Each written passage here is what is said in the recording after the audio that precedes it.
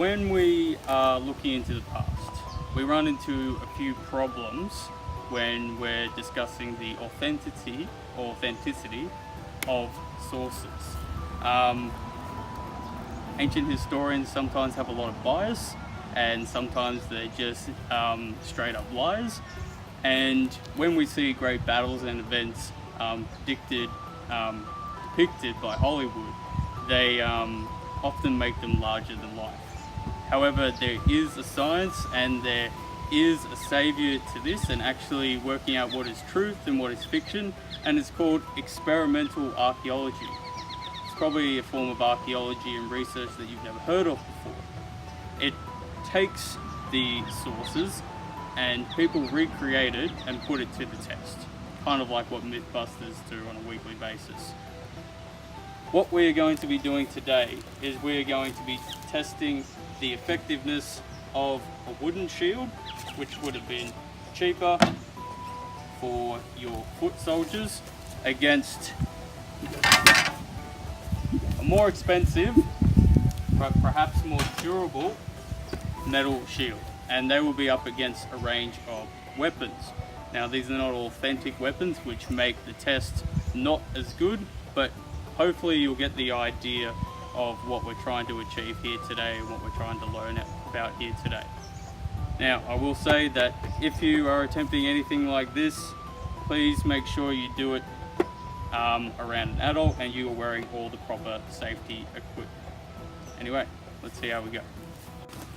Now, you might have heard of the word missile before when it comes to warfare. It actually comes from the ancient word missile, which basically meant anything that you could pick up and throw at your enemy. Meaning it could be a rock, it could be an arrow, it could be a spear, anything that goes from your hand into the gut of the person that you're fighting.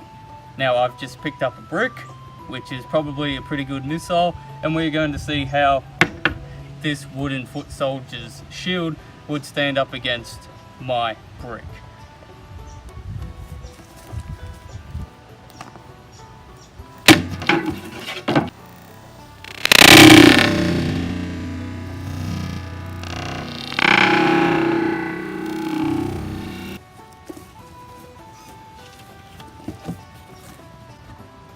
But however, that foot soldier would have been able to have deflected that, so that's very good.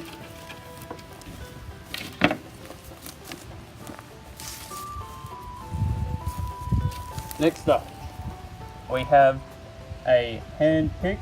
I've selected this one because the purpose I want you to see and the part of the weapon I want you to focus on is that swords wouldn't have been very effective against shields and plate armor, for the purpose that if you have a sword and a flat surface, it is not going to cut like butter through said wood or metal, and you can see that in other videos that people have done.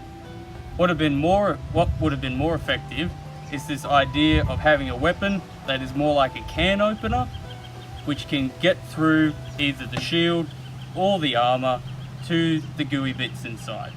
So let's see how our plywood fares against this.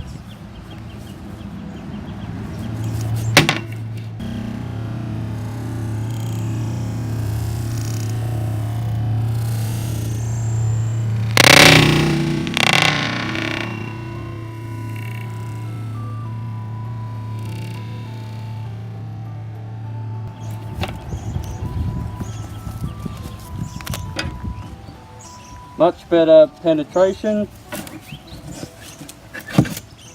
and yeah, that would have been one dead enemy there. In contrast, the flat side, if you were having some sort of a hammer, that concentrated point is the difference between getting through and not. Now, the last one for the wooden shield is the javelin or spear. Now, I'm not going to attempt to throw this today because I'm not that accurate. However, I'm just going to thrust the spear as if I was standing in formation into the enemy shield.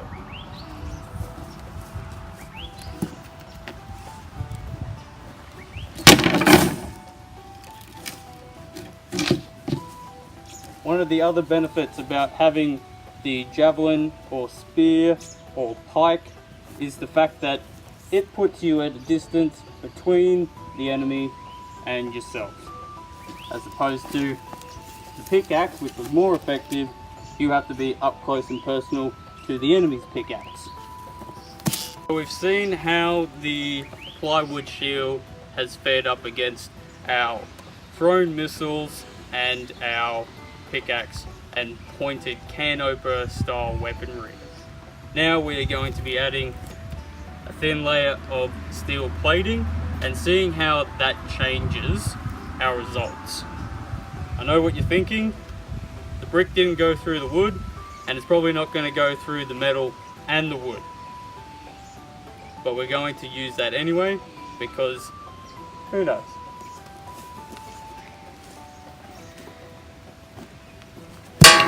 Oh. Oh.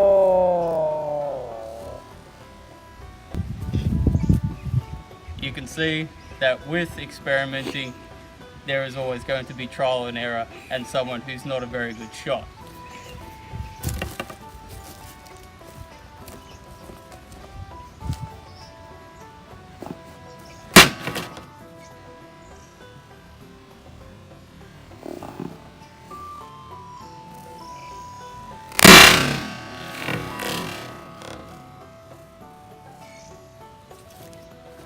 That's a bit better. You can see the reason that plywood is snapped is because that's where the concentration of those previous shots were. But let's get right in to see where the dent was made. However, it is fared up against it. Shift around. Put the steel back up. We'll get a new spot. Now, pickaxe. If you're in class watching this right now, we'll probably take bets on whether or not this will get through both or just the metal and get stopped at the wood.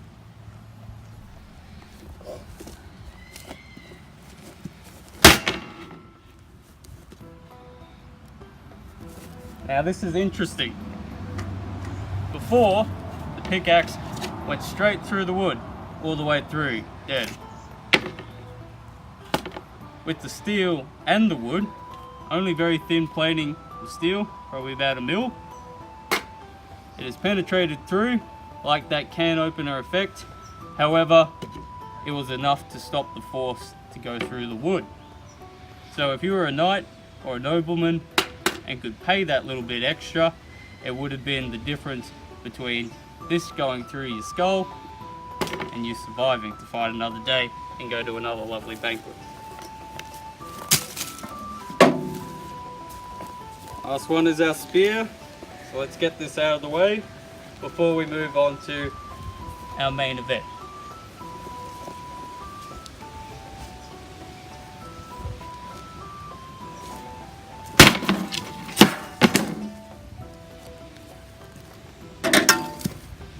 No penetration into the wood and only very slight penetration through the metal. Of course, that probably would have done some more damage if the javelin itself was sharpened, but not enough to make a death blow. Now our board is on its way out and our metal has done its fair share of hits. We've got one more and I'm going to go get it now. Right, the Warhammer would have only been wielded by the strongest knights, and remember, knights were already carrying about 50 kilos worth of equipment on their body. So lugging that equipment and armor as well as your Warhammer, which probably would have been a lot heavier than what I have today, this is just a block splitter, I'm going to be using the flat end. Would have been an interesting choice. Plus we've already established that the blunt end of a warhammer would have been less damaging than your very sharp concentrated point, and I have no doubt that it would have been more effective to have something like that here today. Anyway, we are going to not waste any time. We're not going to work up through the plywood to the steel because it's on its way out. I'm going to give it one big good swing into the steel and into the plywood, and we're going to see what happens.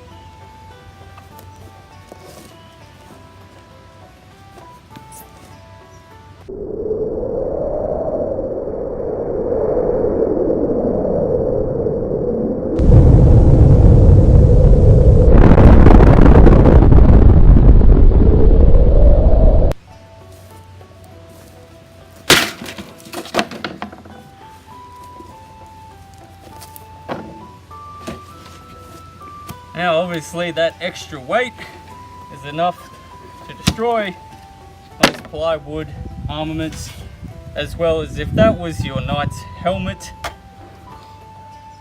it would have dinged it quite severely. And one of the things that we know from accounts is that instead of just killing the knights, most people on the battlefield would be trying to get it to the point that the knight's helmet couldn't be removed.